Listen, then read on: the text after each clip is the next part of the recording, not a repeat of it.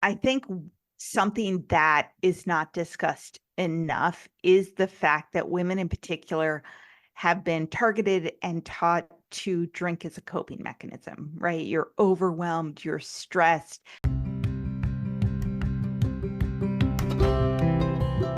You just spent the whole day answering emails in front of a screen, feeling the stress of all the demands, and all you want to do is just take off the edge. And a glass of red wine just sounds so inviting. Have you ever experienced this before? If alcohol has become an outlet for you to deal with the stress of the day, you do not want to miss this eye-opening episode.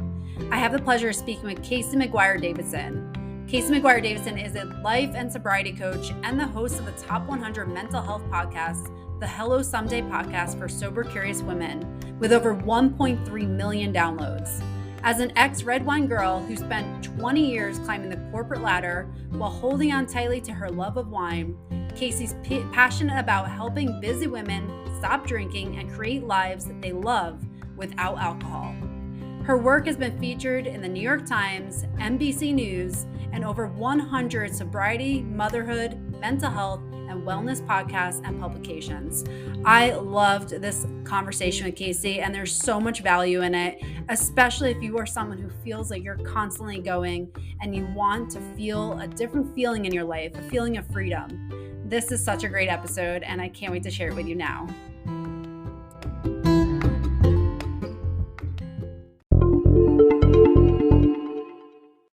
Do you grind all day just to come home and think about everything that you need to get done, feeling exhausted, and you desperately just want to feel a sense of energy to do the things that you want to do in life? If this is you, join my free masterclass, Roadblock Breakthrough. In this masterclass, you'll learn how to transform from overworking exhaustion to energized and focus. Grab the link in the show notes. Welcome to another episode of Rewiring Health. I am so honored to be joined by Casey McGuire Davidson. So thank you so much for being here today. Oh, thank you. I'm excited to be here. Yes, me too. And we're going to talk about a topic that I know is going to be so beneficial to so many, especially this time of year.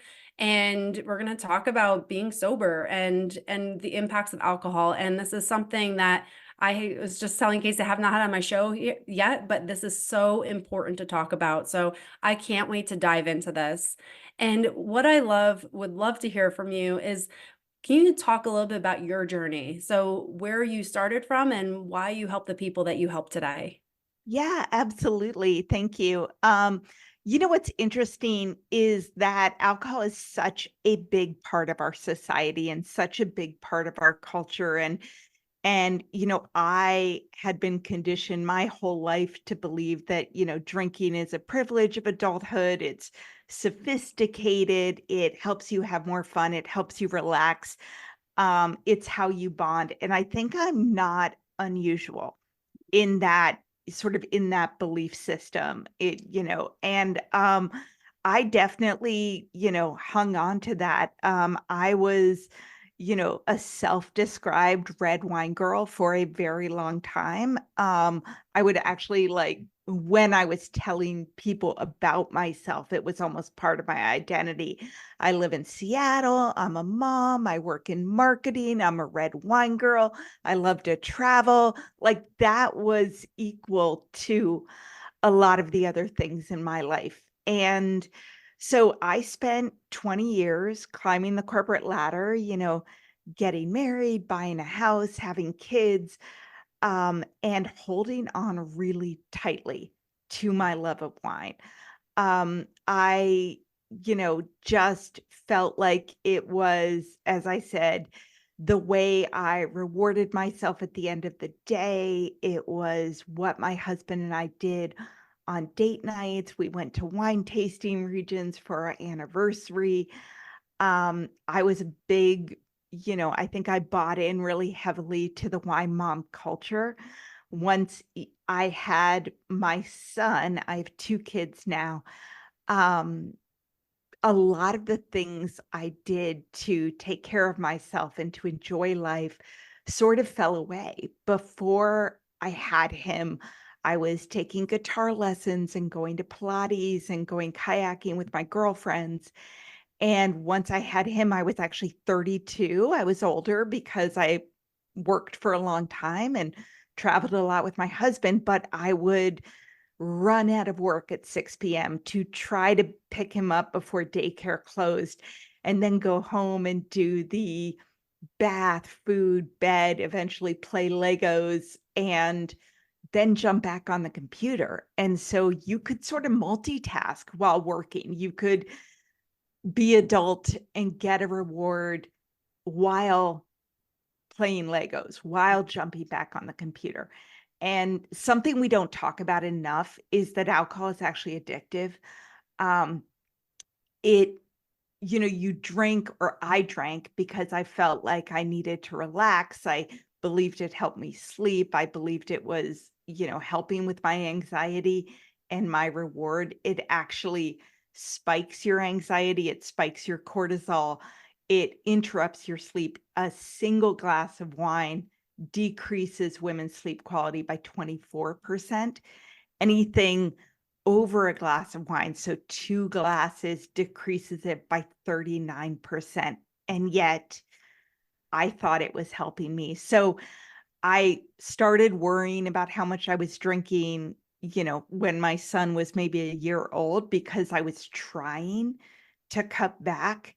I'll only have 2 drinks a night. I'll only drink on the weekends. I tried switching from red wine to white wine because I liked it less. And it didn't work. And I was constantly sort of waking up at 3 a.m. and waking up with a low grade hangover. And it was becoming more and more important to me. I would be about to pick up my son and looking at the clock and debating whether I had time to dip into the store to buy a bottle of wine because I didn't think I had, quote unquote, enough at home. Or calling my husband and being like, hey, can you pick up X, Y, and Z at the store and get me a bottle of wine? I mean, it was just absorbing a lot of my energy. And so a couple years of that, a couple years of trying to cut back on alcohol, because stopping was literally my worst case scenario. I loved drinking. I just didn't like the effects of drinking. I eventually hired a sobriety coach because I didn't want to go to a 12-step program. It didn't jam with my belief system. I did try it for a couple months. And I also, you can spend a million days, hours, weeks debating, like, do I have a quote unquote serious problem? Mhm. And it doesn't matter. Alcohol's addictive. It's not good for your health.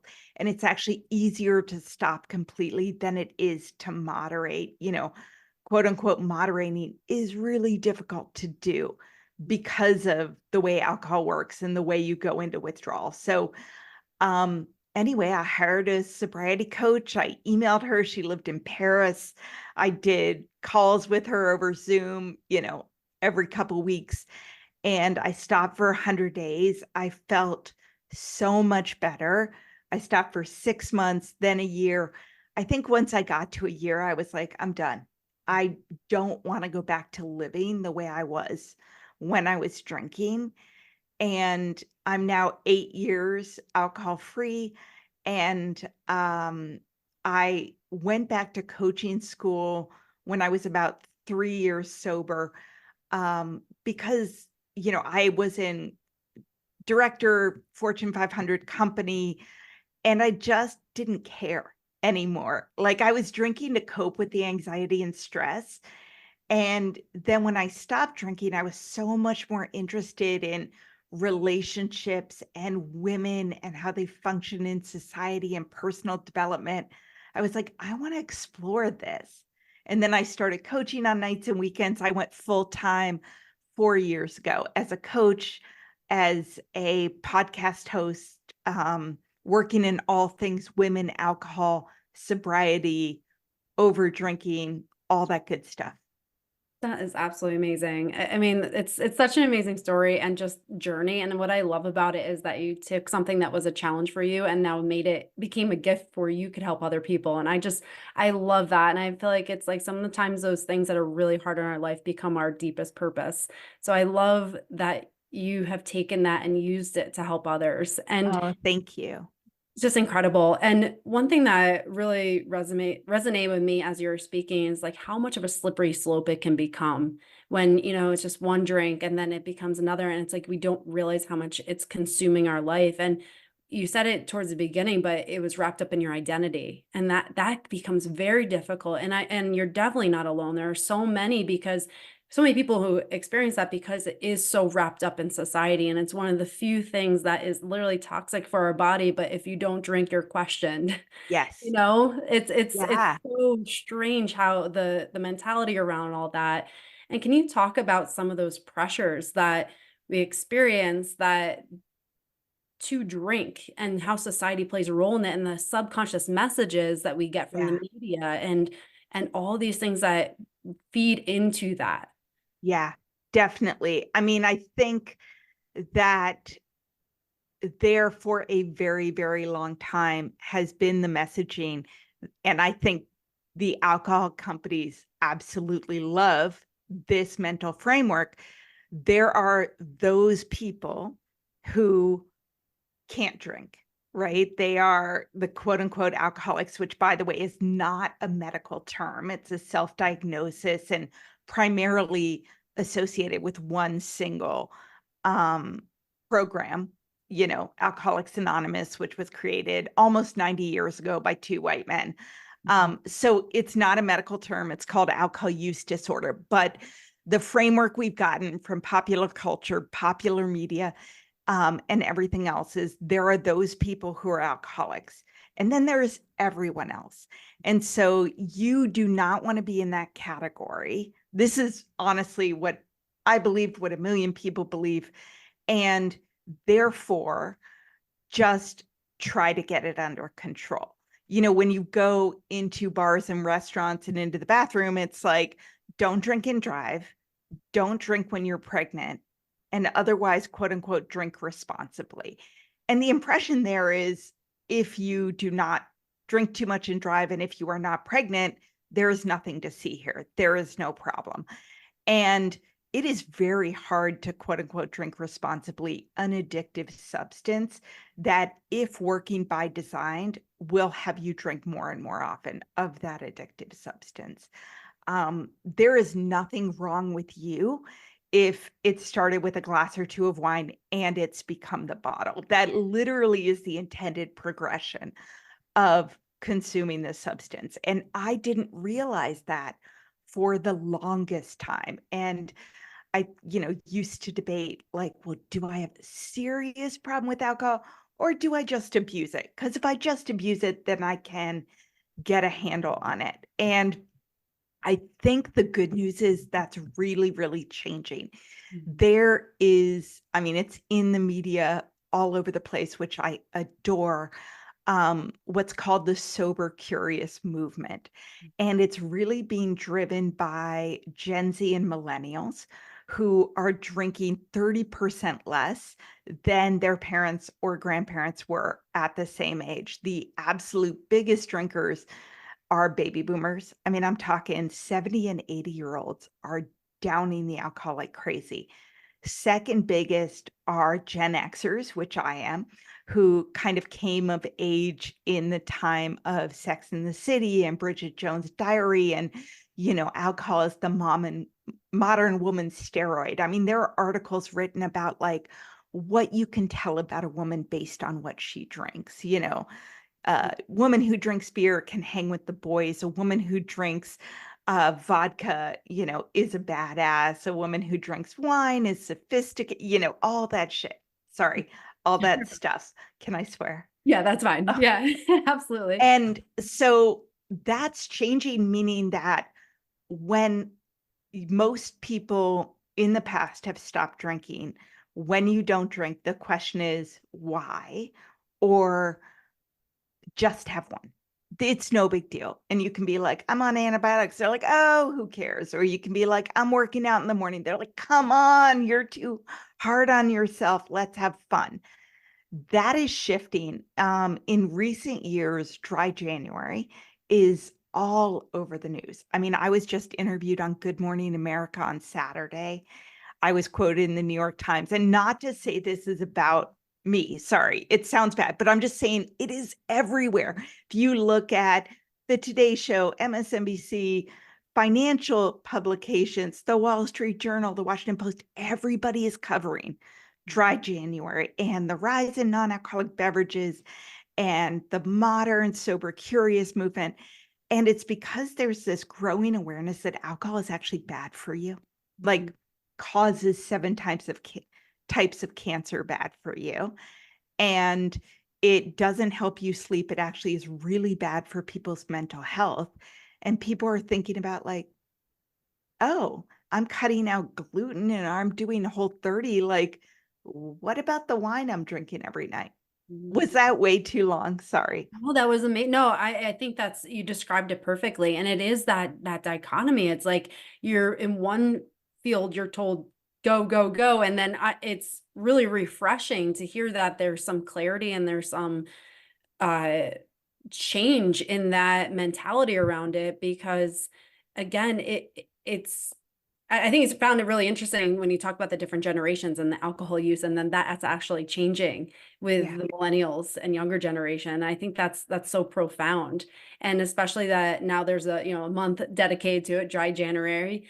Can you talk about that a little bit more? The purpose of Dry January, where we're not consuming alcohol, that's the intent behind it, and what that can do for someone when they at least make the intention of 1 month without alcohol. What Yeah. does that allow someone to do as far as moving forward, maybe without alcohol in their life?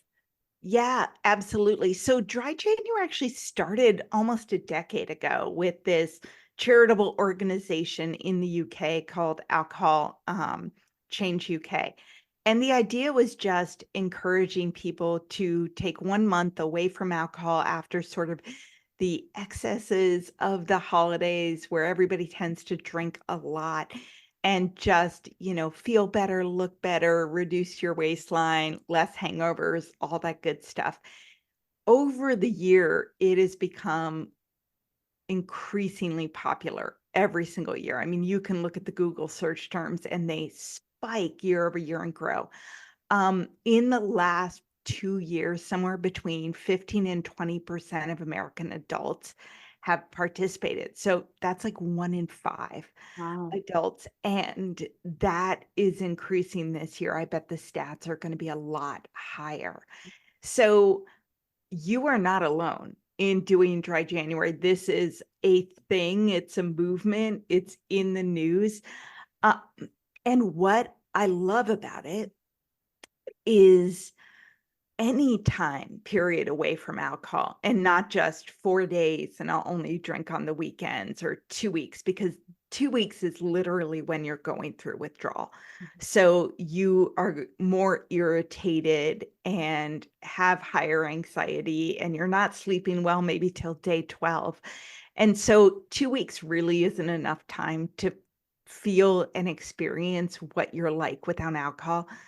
But in 30 days alcohol free, you can reset your dopamine and your serotonin, which is your sort of happy hormone and mood stabilization um, in your body.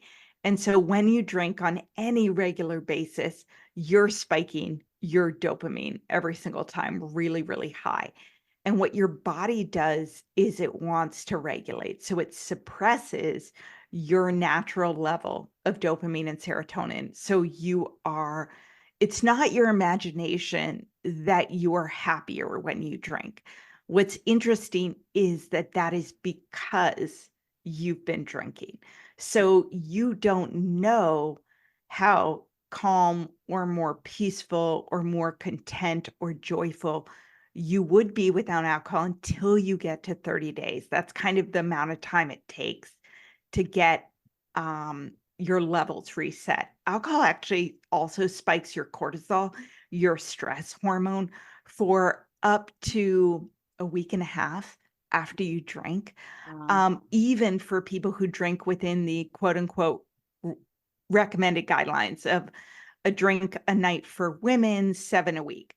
So you need to get it out of your system to sort of be like, wow, this is how I sleep. This is how I feel. This is the energy I have. without alcohol. The other thing you'll notice is your skin looks better, like significantly better. You have less bloating, your eyes are brighter. Even if you don't lose a single pound, you'll have less bloating, both in your face and in your stomach. Um, just so many benefits. You will save a lot of money. In my first month, not drinking, to be fair, I was kind of a bottle of wine a night girl, which, by the way, is not that unusual. Lots of women do it and don't talk about it. But I saved $550 in my first month alcohol free. So there are a ton of benefits. And one thing I would say is, say you do dry January or another 30-day challenge and you go back to drinking, you will take that information with you. You will know how you felt without alcohol versus how you feel when you're drinking. And studies have shown that even people who do dry January tend to drink less in the months afterwards. So yeah, I love dry January. Yeah, I love that. And I love that concept. And it's just what I love about it is that curiosity of like, what would it be like? And it gives you that short window where it doesn't feel so overwhelming. Okay, I Yeah. can do anything for 30 days. And now allows your brain to start to rewire to realize that, oh, life can be better without this. And Yeah. that's why I love the concept of that, because it gives you that clarity. And a lot of times alcohol can shroud any kind of clarity that you may have around that, on top of all the ill effects that you talked about as far as the neurotransmitters and the hormones. I mean, that's right there is pretty profound in how it's Yeah. impacting your body. So I love the fact that it gives your mind and body a moment to feel what it's like without consuming it. Yeah. What I would love for you to go down deeper a little bit more is that, so once we do dry January and someone's removed from that, but they've been using alcohol as a coping mechanism for the stress and things going on in their life, if the stress is still there because we're still Yeah. working and dealing with family stuff and all this stuff in our life, and now we've removed that coping mechanism that we've relied on so deeply, what do we do? What's the next step so that we don't go back to that? Because that Yeah. can often be pretty common to go back to what we're most familiar with. Yeah. Absolutely. I mean, I think something that is not discussed enough is the fact that women in particular have been targeted and taught to drink as a coping mechanism, right? You're overwhelmed, you're stressed. You have, when I was in the corporate world, just a million, death of a thousand cuts from, you know, passive aggressiveness or gaslighting or difficult, just being a woman in the workplace. And then if you have kids, the second shift in the overloaded schedule. And so the answer that we've heard from society, from each other, modeled on television is the idea of, here, have a glass of wine. And in my mind, that is kind of a piss poor offering of a solution that we are given. We don't need a glass of wine. Most of us will take it, but we need help. We need time. We need connection. We need less work. We need our partner to chip in more, whatever it is. And so wine's been described as like the modern woman steroid. The problem is it doesn't work. It actually makes it harder. And so the problem is that you do need ways to decompress. You do need ways to de-stress, but we've been using alcohol as like the easy button. So like bored drink, overwhelmed drink. We want to downshift really fast. I was a sort of this great combination, I say a little sarcastically, of an overachiever and a people pleaser, right? So you're going full speed and then you finally get the kids to bed and you almost want to like downshift from like fifth to second or whatever really, really quickly. And alcohol is a great way to do it. It hits your bloodstream really fast. Again, it doesn't work though. It feels like it works, but it actually makes it worse in terms of the impact on your body.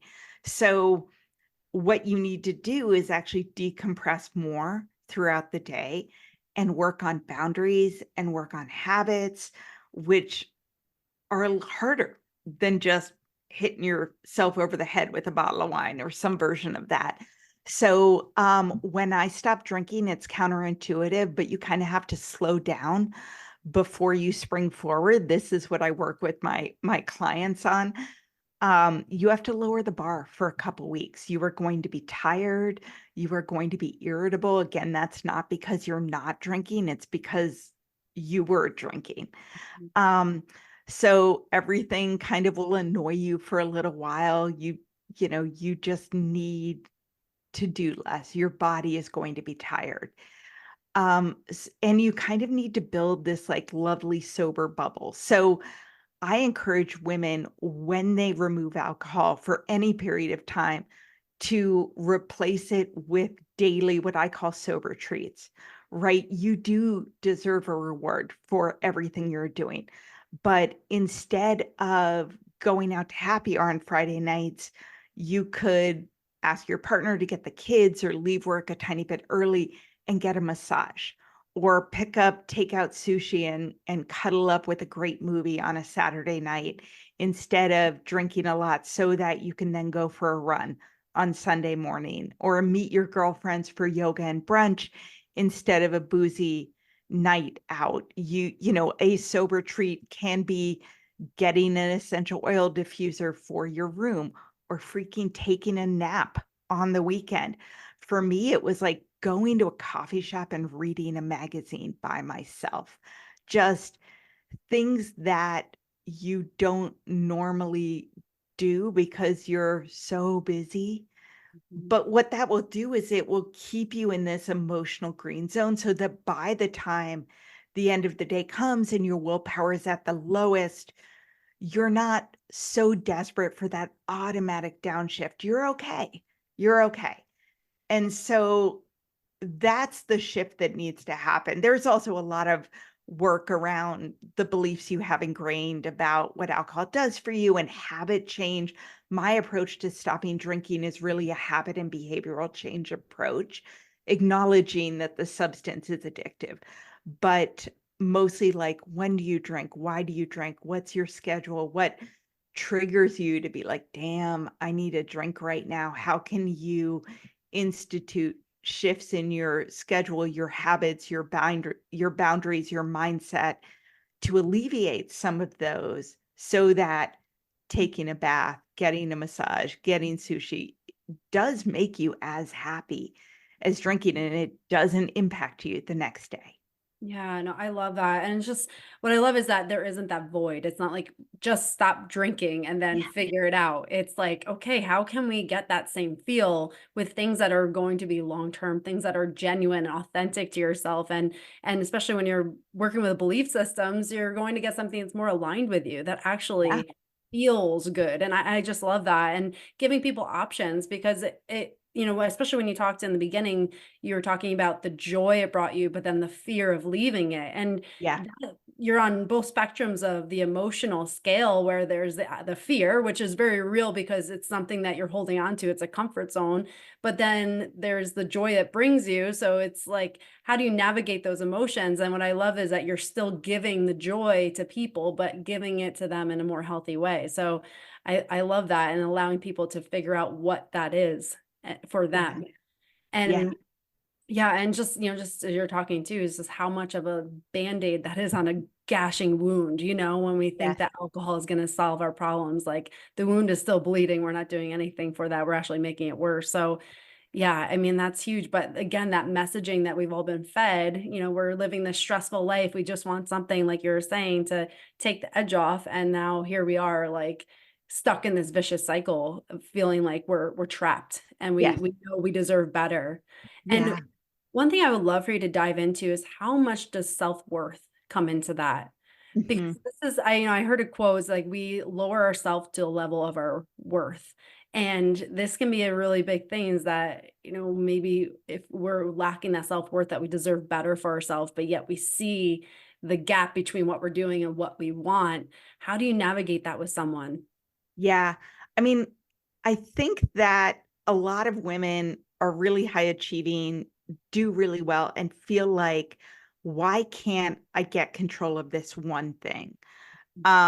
I don't want to tell anyone I'm worried about my drinking, or I'm trying to come back and struggling with it, which to me is a little crazy. It's like this third rail with the stigma around, like, if you struggle with it, therefore you have a problem, therefore it means X or Y.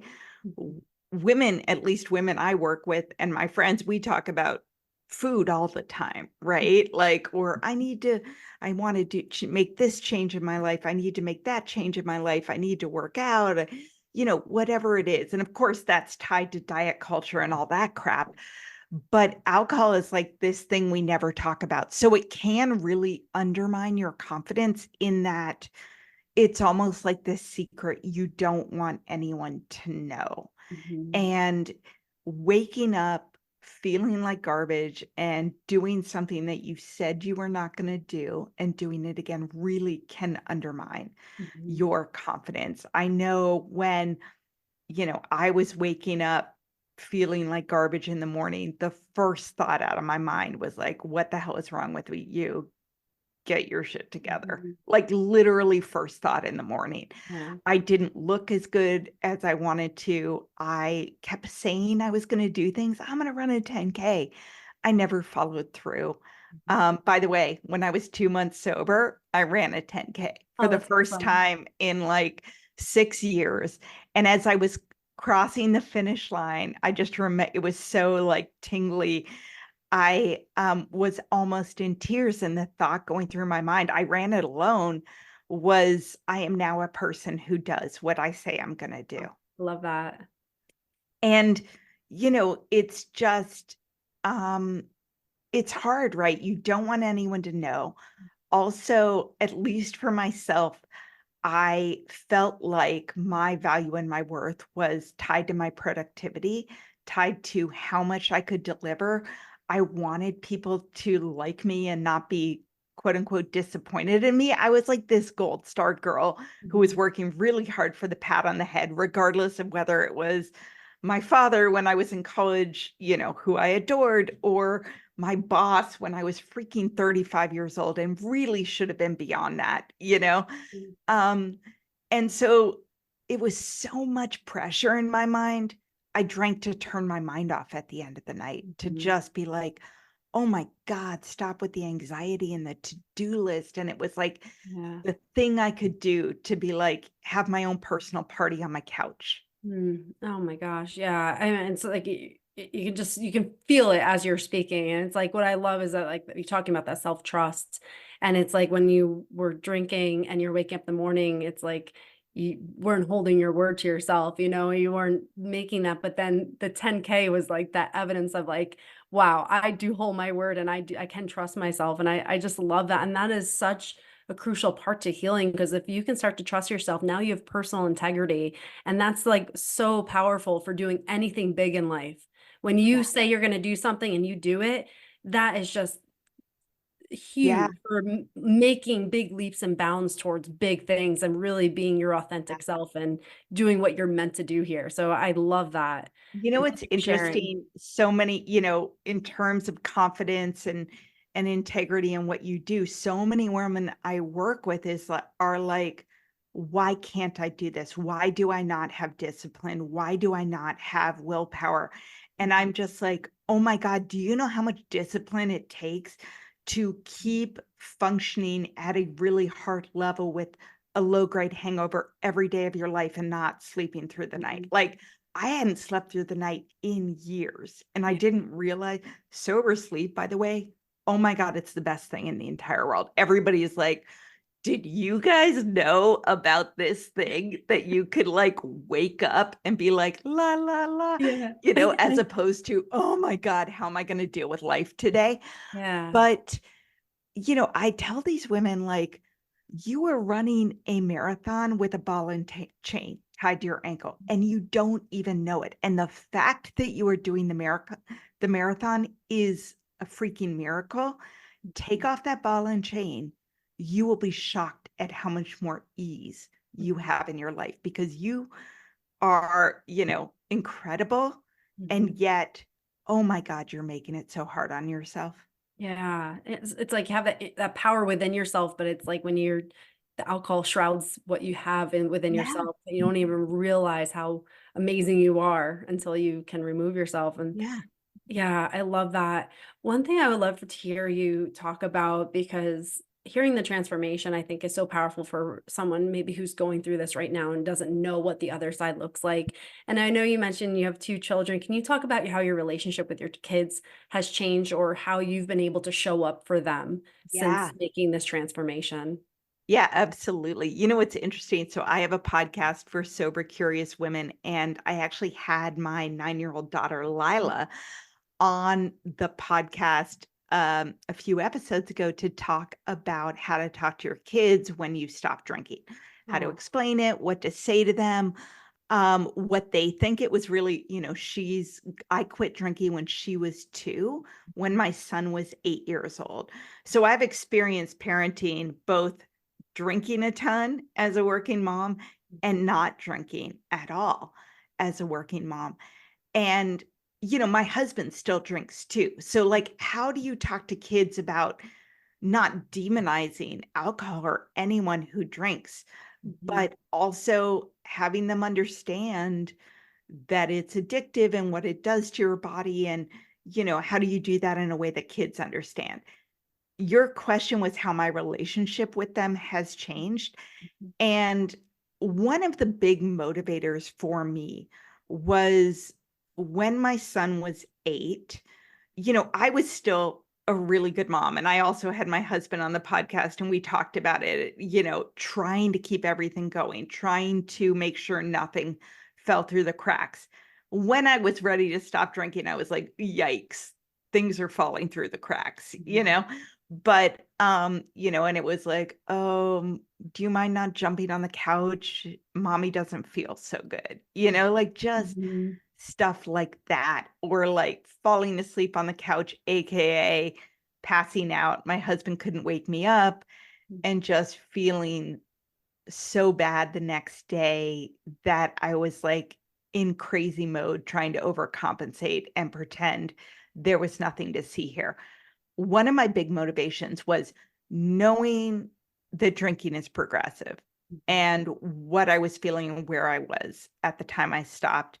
I projected that out a decade and thought, when my son is 18, is he going to want to bring his friends home at night? Mhm. Like, just that broke my heart. I wanted to have a really close relationship with my kids. And the good news is I do. He is 15 now.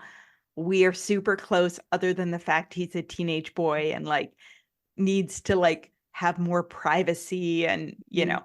all that good stuff.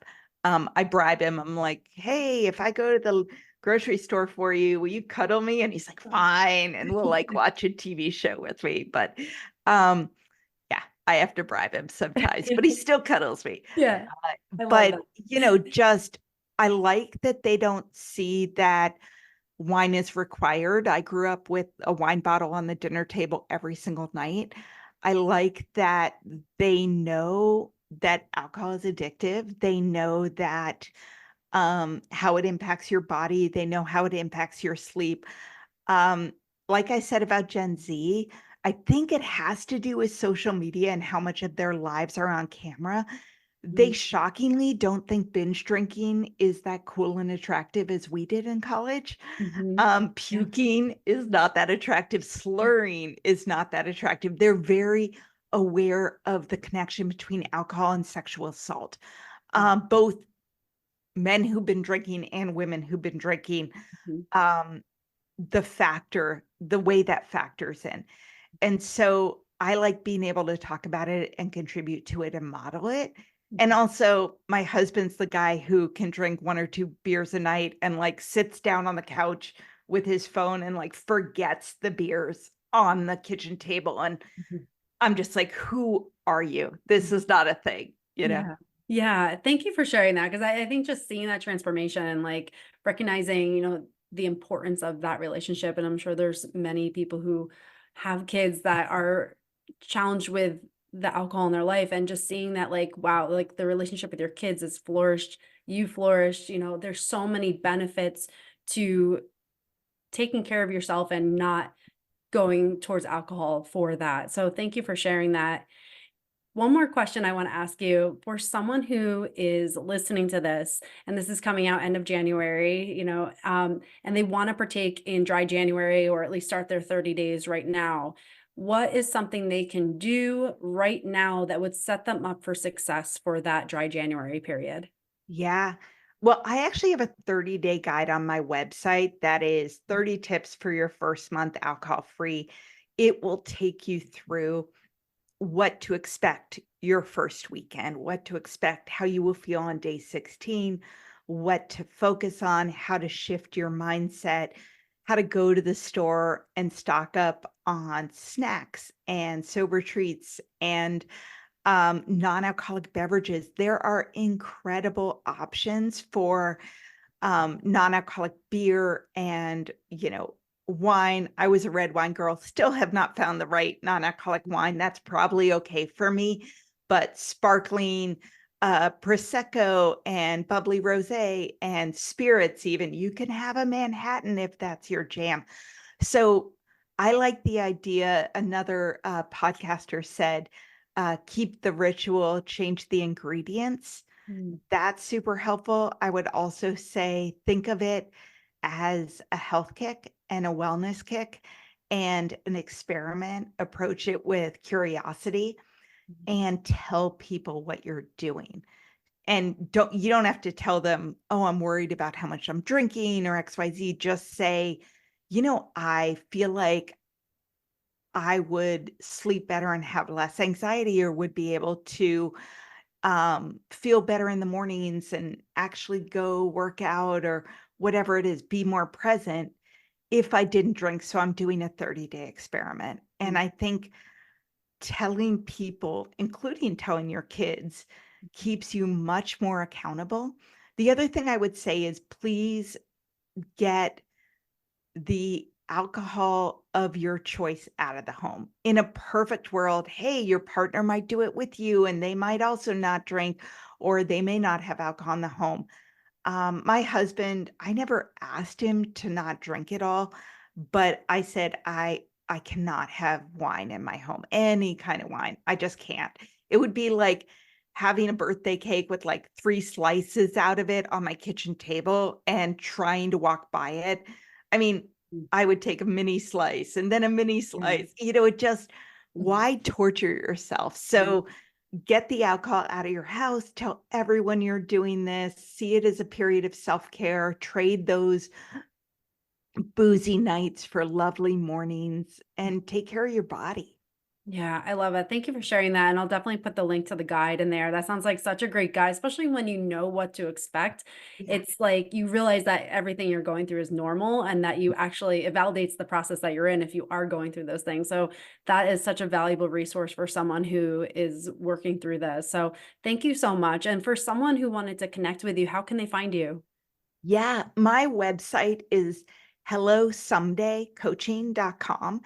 And on there, you can find my free 30-day guide, the link to my podcast. My podcast is the Hello Someday podcast for sober, curious women.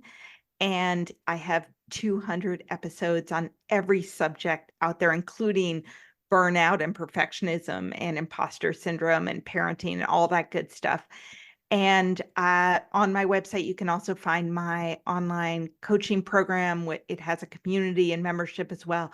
It's called the Sobriety Starter Kit if you want to go a little deeper with more support. I love that. And I'll put all the links in the show notes. So if you're listening to this, definitely check that out and listen to our podcast and subscribe, and definitely get all the free resources you can, and definitely connect with Casey. And I just want to thank you so much for everything you shared today, and for really being such an advocate for something that's so important. So thank you so much. Oh, thank you for bringing this up and having me on. It's wonderful to meet you. Absolutely. Thank you. It was great to meet you too. And again, for everyone who's listening, please share this episode so that it can help someone else who maybe is challenged with this and needs the resources to really work through it. So thank you again. Hey there. Thanks for listening to this episode. I hope it serves you well to start rewiring your brain to create the life you desire. If you found value in this, please share it with a friend and tag me on Facebook or Instagram at Dr. Kelly Kessler.